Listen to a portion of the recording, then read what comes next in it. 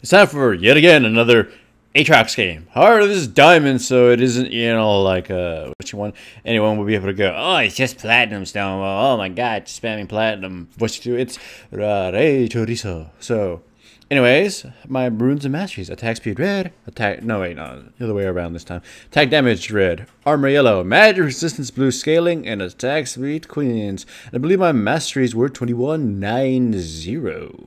So, Aatrox. I've already noted a lot of things about him, but in this one, I'm going Feral Flare, more damagey Aatrox. This scene was already shown in a previous video already, predicting the gank. I told you everything that kind of gave you a sign, and instead of me just retelling you, people were going like, Stonewall, how? So just because the enemy team shut up from blue doesn't mean they said that he started blue. It actually kind of does, because they took a little while. They ran the risk of losing the CS if they were just guarding the blue for that long.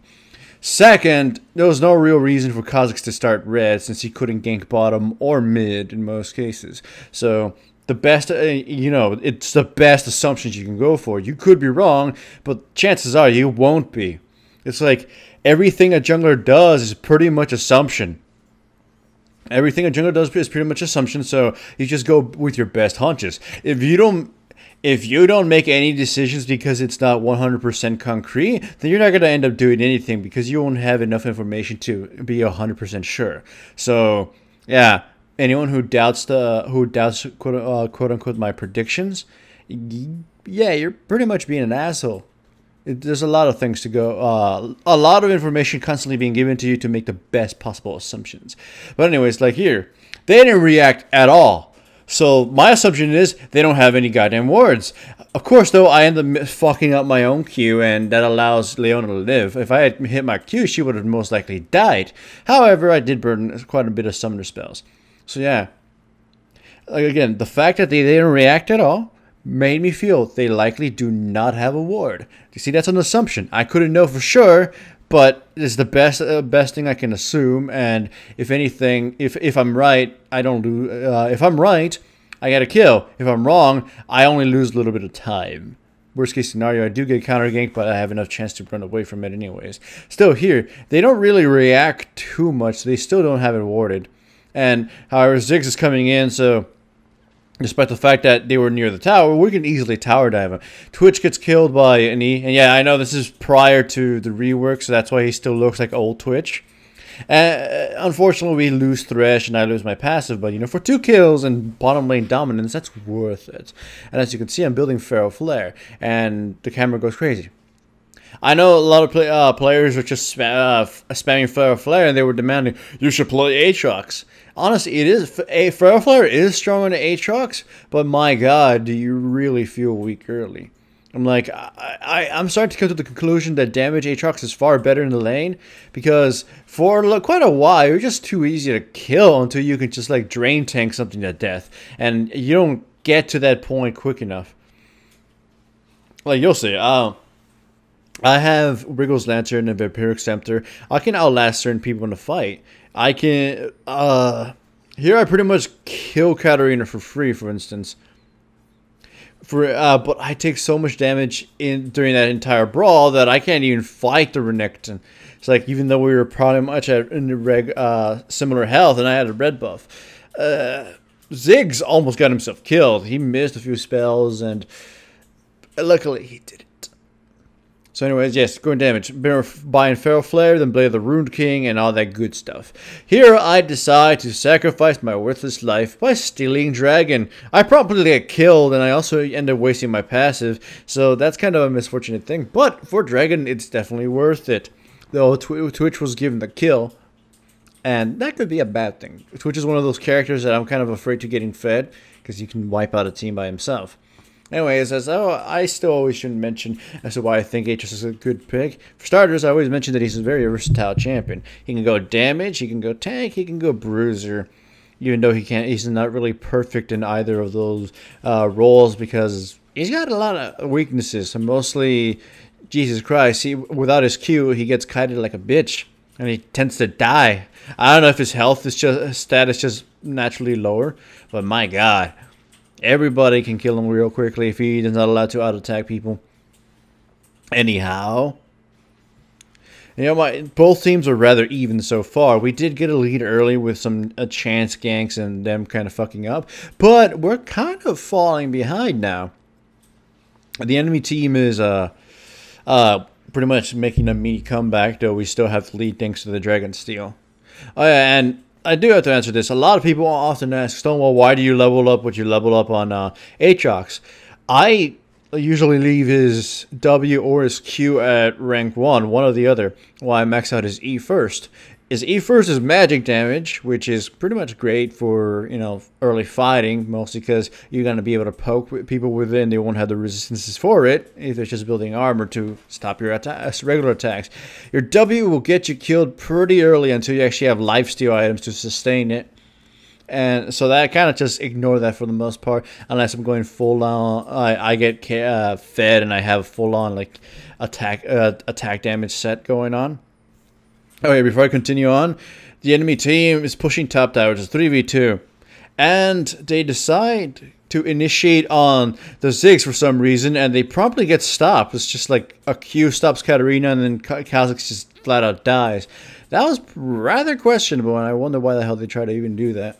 It did lose my passive, but we got 2 kills for that. That was rather hasty of the enemy team. Anyways, then either if I'm going down tank, I max out Q second. And that was a waste of a flash. I max out Q second just for the cooldown. Mostly just so I can keep initiating, and since I'm not going to really be auto-attacking as much. And like I said, if I go carry, max out W second. It's just, you know, depending on whatever build you're going to go. Of course, his Q tends to suck ass even when you rank it up for damage, so I really don't consider that something you should level up if you're going Bruiser or full-on Glass Cannon. Okay. Also, you can tell this is pre-patch because of the Twitch and the 3 heals, like I already mentioned. Here, Soraka just pretty much gets dumpstered on by the Renekton. And there I couldn't even, my camera work sucked, so you didn't get to see what's his face Twitch get murdered. And the E forced Leona to flash. Here's what I mean though by the whole fucking glass cannon crap. I go in and pretty much get insta-bursted. Like, I was going to use my Blade of the Rune King to get myself some more health, but holy crap.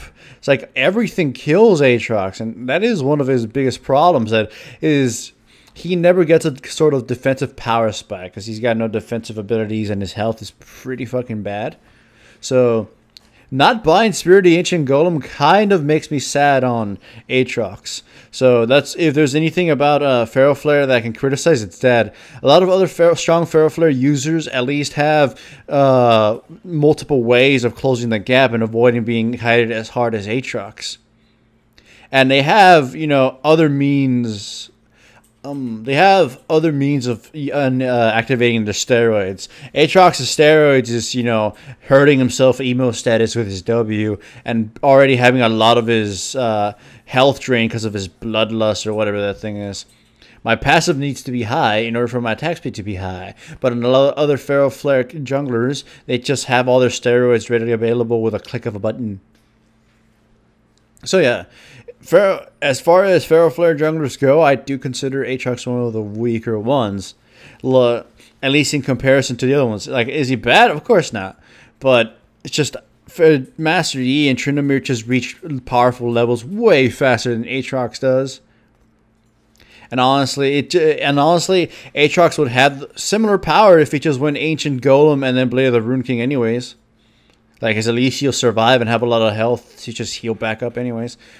So Renekton initiates on me. I pop off his Banshee's Veil before I die, and pretty much he's stuck between everybody. I just Blade of the Rune King, and I just start attacking him once my teammates arrive, and pretty much guarantee his death.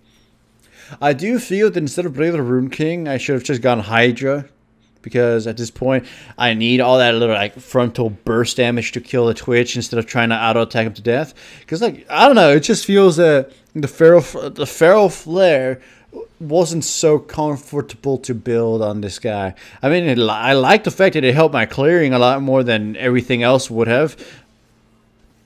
But it really just felt kind of pointless.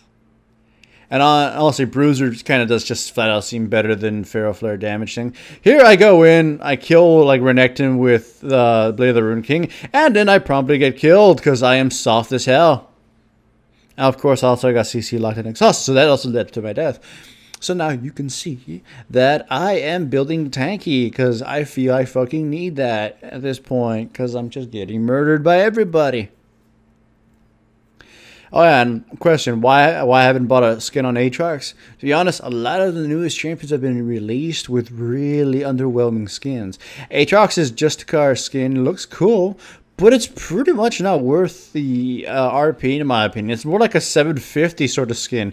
At least Syndra's skin had like different types of color balls and stuff. Aatrox doesn't have any of that. It's just kind of silly. So it's like it's definitely not worth the RP they're selling it at. So I'm just waiting for another skin of his to be sold. Anyways, Renekton, so Twitch had killed, and then Leon also had gotten killed. We initiate a good ass fight on them, but Katarina gets off a good amount of damage and kills our Thresh. Renekton is kind of scared away, so fuck Renekton. Easily take the tower and easily take the inhibitor. I initiate in the Kha'Zix and kind of just force him away. You can tell this game is rather dumb, but rather even too. It's not a victory for us. That's just kind of like a slaughter. So at least it's rather even. Next item I'm buying is Spirit Visage because honestly, at this point, I think I'm just gonna be drain tanking the hell out of whatever I can, and then I kind of mess up a queue anyways. So the more and more I've been playing Aatrox as of late, like with all the other Feral Flare junglers cropping up, the less and less I can start justifying him. It's like, that's kind of a sad thing. Like when everybody was just a spirit jungler, he actually had damage and shit behind him that other characters didn't really have accessible unless they were stuff like Kha'Zix or badass assassins. Because like I think Aatrox was one of the few sustained 80 type of damage junglers that were pretty much usable or viable. But now that Feral Flare has cropped up, a million of these junglers have become available, and Aatrox just seems like a less and less attractive pick. So, and this is just my opinion. So if you are like in a contest, like, no, Stelma, I think the Feral Flare is great on Aatrox or on any of that other crap, then at least be respectful in the comments, because holy crap, did I have to ban a few people in that Platinum Sejuani videos. Like, Sejuani just brings out the angry out of people. It's like, damn. So here, I'm just focusing this tower, and then when I realize that everybody's going to try to kill us, I try to run away. To my dismay, I probably should have taken the Nexus Tower instead of trying to run, because there was no chance in hell I would have run from the Katarina. And now she has a quadra kill. And that was just a screw up with the buttons, by the way. I accidentally pressed backspace, which resets it, and they just get to watch me die again. But anyways, the enemy team is going for Baron. There's nothing that can be done to stop him. So what's his name? Tristana's trying to be a hero, but there's pretty much nothing she can do except, you know, deal a lot of damage. In comes Ziggs' bomb, doesn't do jack shit, then the enemy team runs away, and then they end up healing themselves, and we're pretty much sad about that. We need to win a decisive team fight, and then push for the win. We do get an easy tower, at least. As you can see, I'm still on my way of building Spirit Visage. So anyways, just the fun part about the Sejuani thing is, people accuse me of not knowing how to play Sejuani simply because I said she was, you know, bad as a tank. Doesn't matter. You can like something, you can be good at something, and you can fully admit something sucks. I forgot who it was, but a player who's a Diamond, I think Diamond/Challenger Victor player, when asked, well, so what makes Victor so good? He quite literally said, nothing. Nothing makes him good. I just like playing him, and I happen to win with him. I'm like, whether he's just kind of being bullshitty, but is one thing. But I think he's admitting that, you know, Victor is a very flawed design.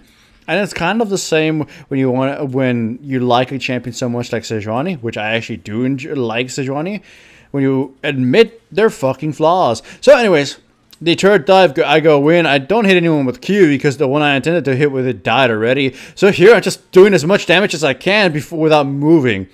I deal damage to Kha'Zix and I deal damage to Renekton. I don't kill any of them too. Somebody else ends up picking up the kills, and I can't chase Twitch because if I had hit my Q, I would have killed him. But since he dodged it, but just by nimbly moving away, he would have kited me to death and murdered me. So Karina decides to die for some reason, and we easily knock her out of existence. And then we just turn our attention to everybody else who seems to be thinking that coming one at a time is such a good idea. So Leona gets picked off. Renekton starts getting diced to pieces. You know, that's kind of a common strategy that a lot of players seem to employ. Let's charge at our enemy one at a time. I'm sure one of us will get lucky and kill somebody. I don't know. I like that phrase though. If any of you ever played a card game called Legend of the Five Rings, there was this really overpowered card called Come One at a Time, where you could have one guy fight every single one of your opponent's characters one by one and just wipe them out. Anyways, that was a completely random thing, but ready for Aatrox, and I don't like Feral Flare much.